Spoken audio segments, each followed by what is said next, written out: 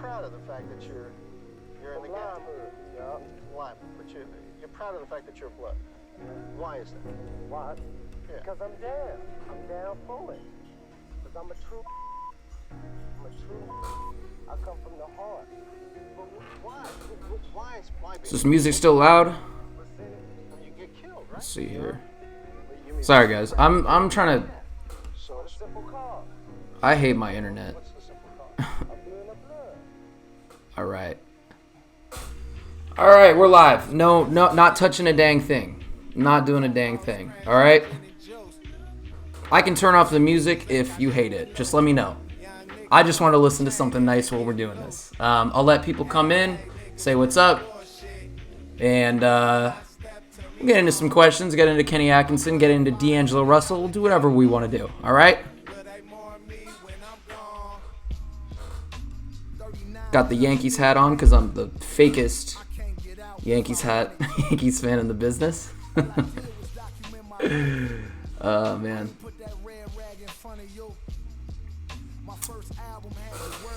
Just took a shower. All right. We'll see how the crowd is today. We'll see.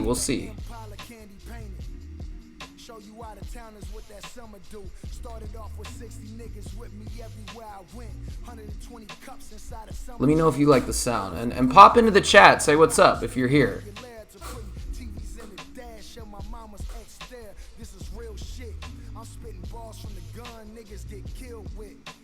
Oh, I look crazy right now. I'm looking back at this playback. I look terrible.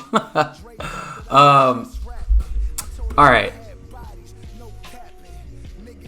I hate this part, waiting for people to come in or not come in. What's up, BB? Mark, what's going on?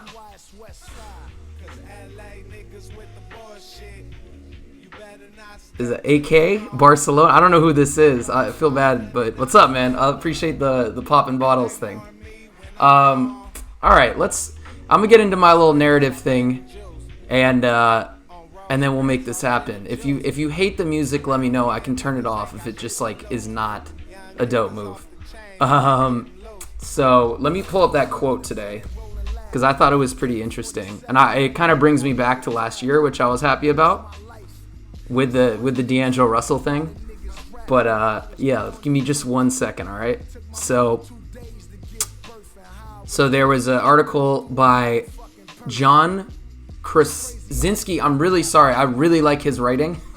What's up, Mark? My day's good, bro. I actually went into let me read this quote and then I'll let you know how my day was. So basically, John Krasinski at The Athletic, he wrote this big article kind of profiling D'Angelo Russell. John's really good. Like, I've been reading him for a while. He's one of those guys that I just like keep up with, really since like The Athletic kind of started. So so he did this really big, nice long article, and they had a little bit about Brooklyn. And I'm just going to read the excerpt, which my guy Brandon put up on Twitter. And he said, looking back at it, D'Angelo isn't ready to give Atkinson all the credit. In his eyes, Atkinson only went to him as a last resort when Karis LeVert and Spencer Dinwiddie were injured. I'm not going to give it to Kenny, he said. That's Russell. I still don't think he knew what he had, honestly. I don't think he knew what I was capable of in the fourth quarter. So, man, those are like some pretty pointed words from D'Angelo Russell. And it was like kind of interesting to see that, like, I guess, a full year after everything happened. So, yeah, man, I thought it was pretty interesting to see that from just a perspective of somebody that watched them all of last year and watched them kind of work together and grow together and succeed together.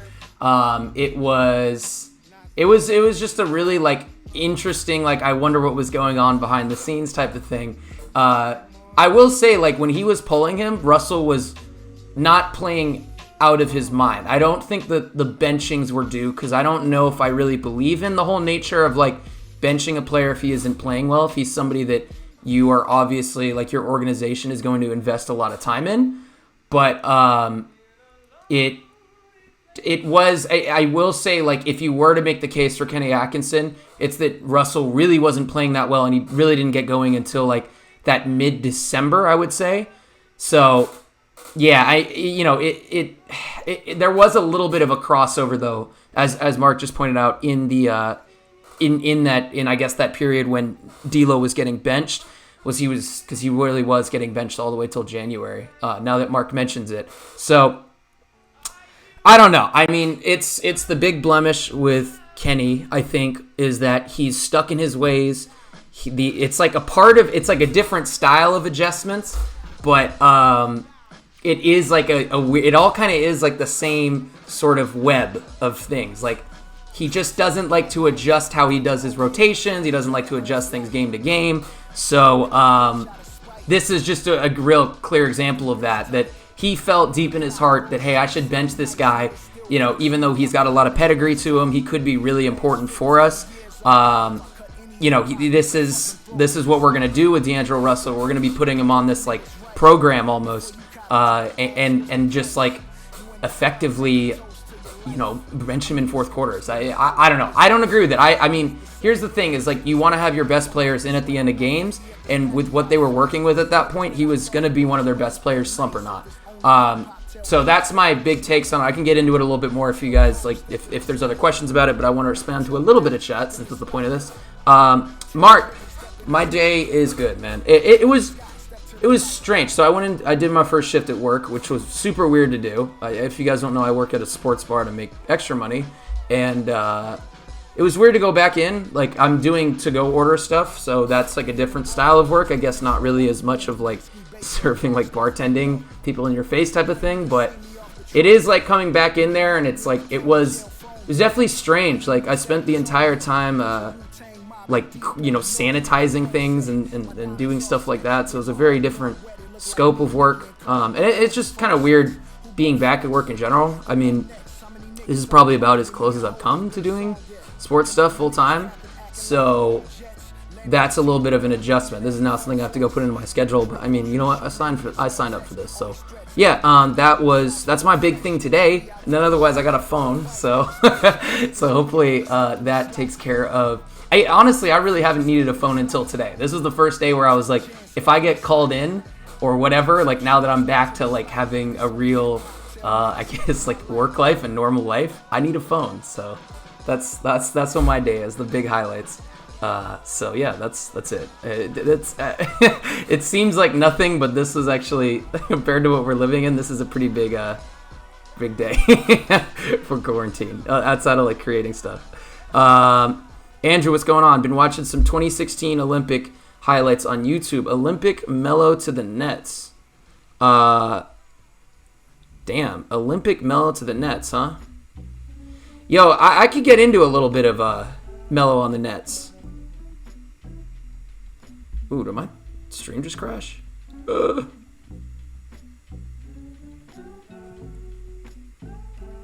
Okay, never mind. It didn't. Sorry.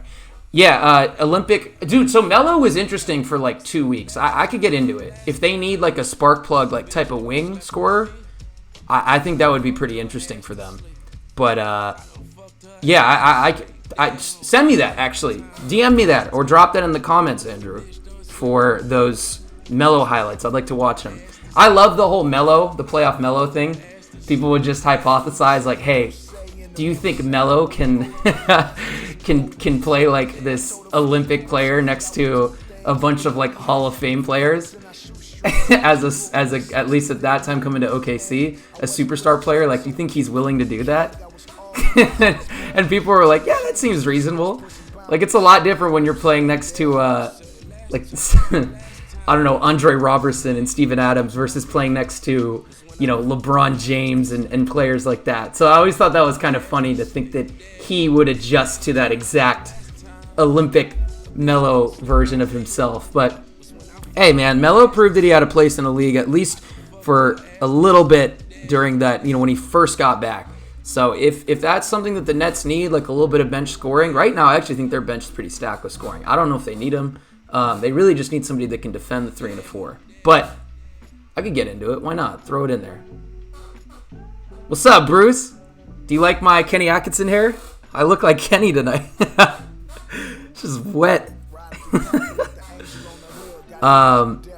that quote you reminded me of in Mike Malone's quote of last year's on Harris Murray Jokic, basically saying he had to leave guys in when they were playing bad to show them he believed in them. Yeah, like, so that's a good point. Wow, that's a really good point. Yeah, man, like when you saw, I'm gonna turn this music off. It's actually driving me nuts. The thing with Denver last year was that Murray was really, really bad. That first, I think it was the first game where he missed that floater against the Spurs. There were like real questions about like, can you play this guy? Like, is this guy just like a guy, a regular season, like, whatever. Is this a guy that you can count on deep into the playoffs? And then like, yeah, he kind of rode with him, and Jamal Murray was weirdly like kind of reliable by the end of it after coming in super rocky in that first series. So I think I totally believe in that, man. Like the idea of just trusting your guys and believing in your players. I think that is really important, especially when you have younger guys. Like D'Angelo Russell is still really young. He's 23 now, so you got to let him play through his mistakes. I don't think that's the way you handle that. And we saw that this year too with Kurucs, who was obviously like a lower tier player, I guess, but I think that's important to even keep in mind. Even with like Nwaba, like I don't know. It's really tough to manage a rotation. I think a lot of time as fans we kind of overlook that, but it's really easy. I think it's really it's tough because you have guys, especially with this Nets team, that there's so many vets this year that you felt like should be playing, and like there were points where all of us were arguing for Musa getting minutes. There really were. It looks crazy now. I wrote about Musa this week, and people were talking about this guy like he's like it's even silly that I penned anything about him. So, but I think that yeah, it's easier said than done. But I do think that was a big issue for him, and it's one of those things that maybe not as jarring as like the actual game-to-game adjustments thing, because I think that really would have hurt them in the long run with Kenny Atkinson in the controls, I guess. But I do think that it was something to keep in mind, and I think it's something that Mark's probably looked at. That was a nice long answer. I'll try to. I got a couple of these, so I will be trying to speed up and get through a couple of these. In the 2016 Olympics, the lineup used most often was KD, Kyrie, DeMarcus, Clay, and Melo. That's interesting that Clay was playing that much. Damn. Really, was Clay play? The other thing that stands out to me from that is that DeMarcus, man, this was the second time DeMarcus's name has come up. I've been doing another project for this sportscaster company that I mentioned a bunch on my Twitter. I mentioned actually them today. And I was doing a little thing on like Buddy Hield this week. And I was just remembering like the sheer amount of anger and just the way these guys were getting dragged, the Kings at least, for dealing DeMarcus Cousins for Buddy Hield. I mean, I just remember like those guys just got dragged for dealing Buddy Hield and some picks for DeMarcus Cousins. So yeah, it's funny how much DeMarcus Cousins and like IT, also like Isaiah Thomas, all these guys that were really way, way up there in our ranks, top 2 or 2 to 4, even 5, I guess, with IT at their position. They've just completely dissipated from the NBA landscape, and now they're like fighting for jobs. It's really weird. I mean, I guess that's the NBA for you, but it's funny to look back even just a couple of years, and there's certain guys you're like, man, you remember when he was on top of it? Bruce, appreciate that. This is actually the grossest I've looked in a minute. The funny part is I'm really clean right now, so I'm this is a big miracle right here. The shower and everything. BK Nets tweets, who is your GOAT? Musa. No, I'm just playing. My GOAT is, look, man, I didn't catch enough of MJ, to be honest with you, to have a really educated opinion on that. But from everything that I've read and heard, I'm probably going to say MJ, though the best player I've watched in my life is LeBron. I'm 26, so I didn't really catch MJ. To be honest with you, I was like, what, like 4, 5 when he... No, 4. So, yeah, didn't have like the fondest MJ memories outside of his Wizards tenure. So, I mean, I didn't see it real time. I think if you're a certain age and like you can feel how you want to feel, but if you're a certain age and you haven't seen a guy play live, then I don't know. I wouldn't feel like I have an educated opinion on it. You know what I mean? Because you don't know what type of like fear and will and just all these emotions that he strikes in you from game to game. Because I can't imagine you're whatever, a fan of whichever team in the 90s, and you're going against Michael Jordan night after night after night. I don't know what that's like. I just don't. You know, there's just a certain level of in the moment that I think you miss with, you know, trying to watch something retroactively, whether it's like an old game or something like that. Because at the end of the day, you kind of know who he is and what his career shapes out to be. What you don't have is that in the moment experience. And I think that is really important to think about when you're doing this GOAT stuff. So I try to stay away from it, but yeah, I guess I would put Jordan, but it's not the most educated opinion. What did D'Lo say about Kenny? I don't know. Yeah, I did that pretty early. I probably should have chilled out for a couple minutes. But D'Lo, and I appreciate you for hopping on, Kevin. The D'Lo basically said that Kenny didn't realize what he had in the fourth quarter, which, to be fair, I don't think any of us realized. I'll tell you one thing, like he certainly had a level of charisma and bravado, but man, I don't think anybody saw that coming. I mean, really saw that coming. I don't think so. So, yeah, man, I'll give Kenny that, you know, to have a guy. I mean, the game that I think of, and it's not like the Kings game or anything like that, but there was that game against the Cavs right before the All-Star break where the energy was garbage. Those guys wanted to go into All-Star break so badly, and he would not let them lose. He just refused to let them lose, and he didn't even start that game off that well. So I think that is something that, you know, the confidence that he built within himself and for himself was, you know, that it's kind of hard to even measure. It really is. Like, how do you measure confidence outside of, like, I guess looking at a guy's stats? It's not something that you can look at retroactively. I'm using that word a lot today. And, you know, and basically comprehend. It's just hard to see that from him. So, BK Nets tweets, I read your Musa article. It was good. I appreciate that, man. That was a fun article to write, man. I've been in a very good place with writing. The time off was weird at first, but I've adjusted and it's kind of nice. I've been taking my time on things. I'm not like in a rush to like try to get things in before the next game. It's obviously not going to remain, fingers crossed, long term. But yeah, man, it was fun to write. I appreciate that, man. That means a lot. It really does. Because I know I'm all over the place on streaming stuff, but the writing stuff is where my heart is. I'll tell you that much. Let's see. What do we got here? To be fair, it's hard to justify playing someone who passed up open threes to travel. What's that in response to? Mark, let me know. Because I would like to do it. Because I would love to know.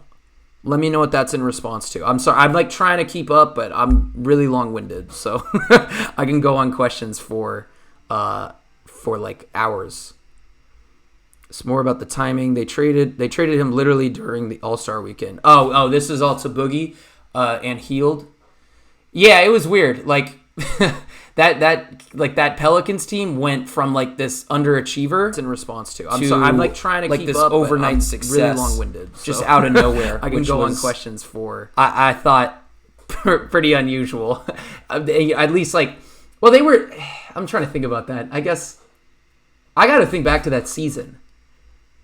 So they traded Healed for Boogie, and then I think they wrote it out. I have to think about when he got injured. No, it was the next year when they started off pretty strong, right? I'm getting my wires crossed here. This is how I've been messing around. I feel like I'm watching the Jordan doc where I can't keep track of what year it is, what day it is. That's what's going on here. So my wires are crossed, bro.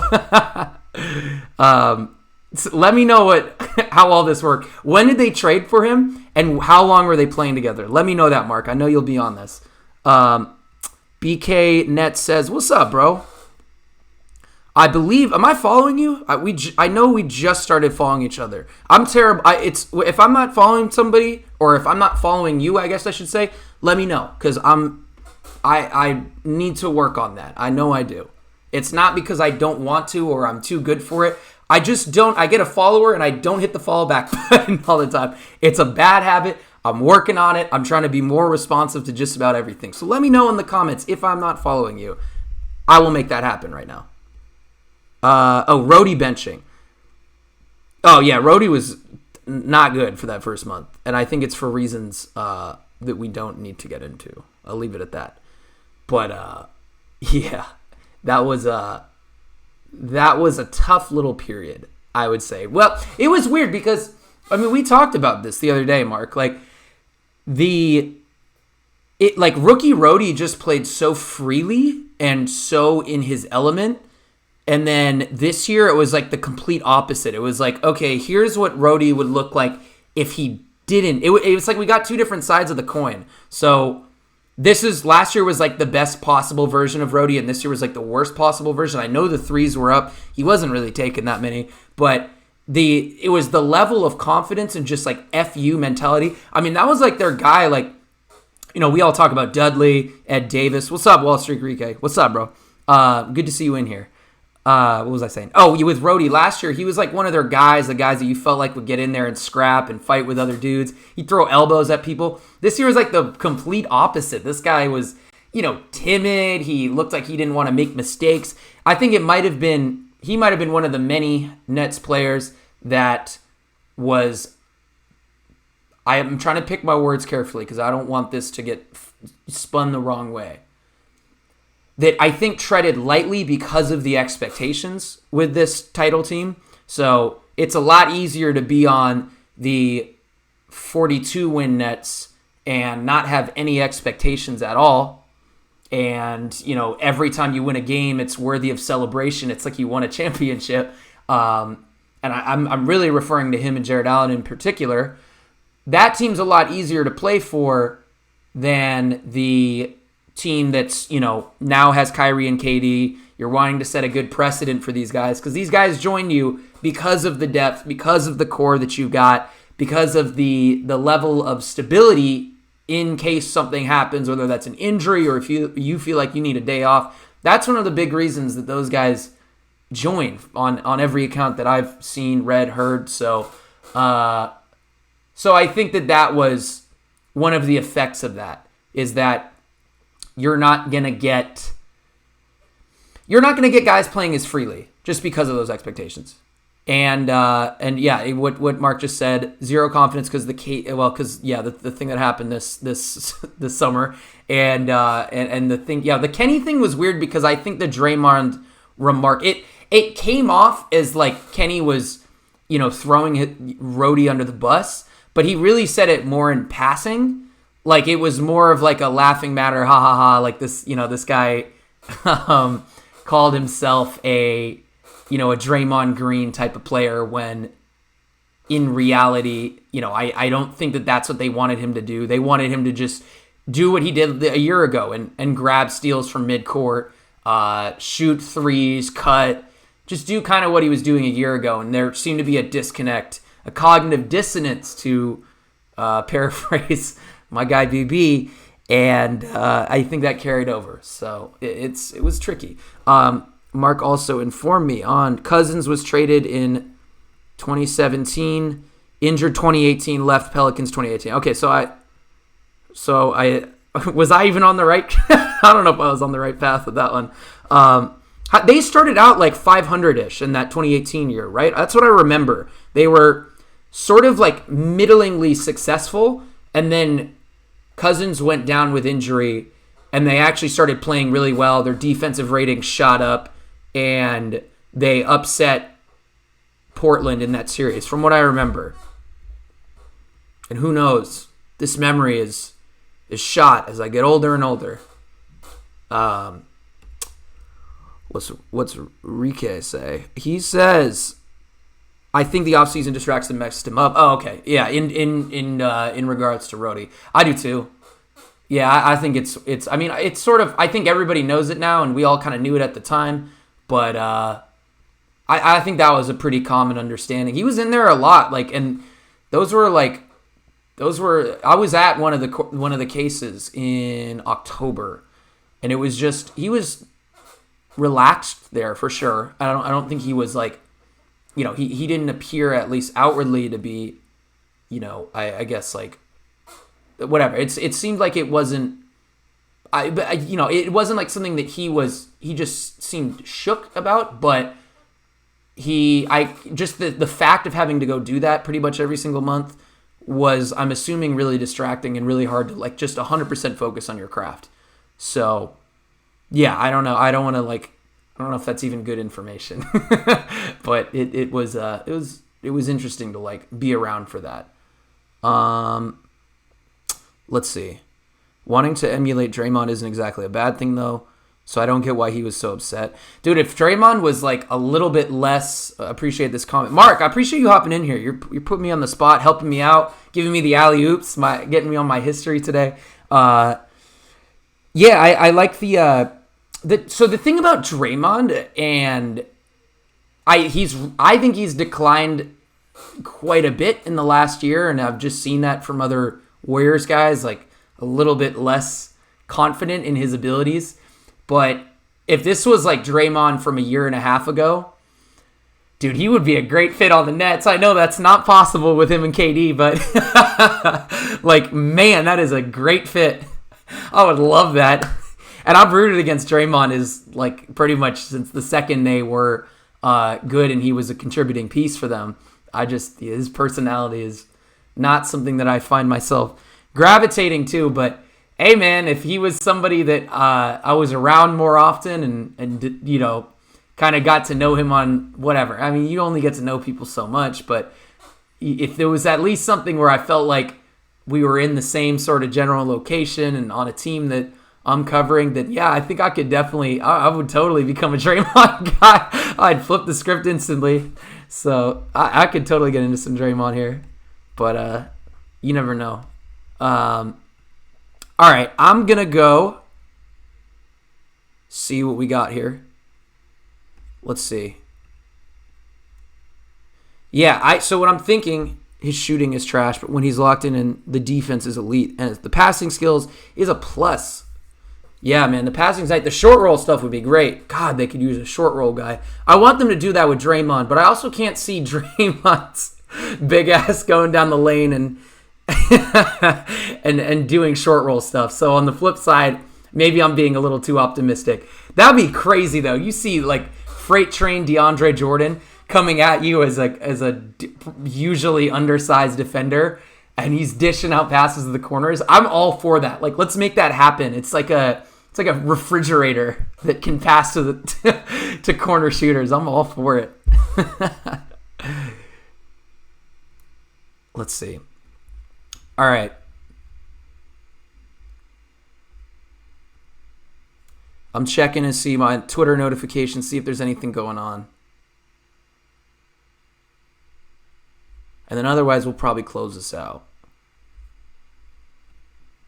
Sucks that I didn't have my Ethernet cable plugged in. And that's why I had to restart this. I saw my Wi-Fi, or like what the picture was coming in. I was like, this looks terrible. This looks like it's the original iPhone quality photo right now.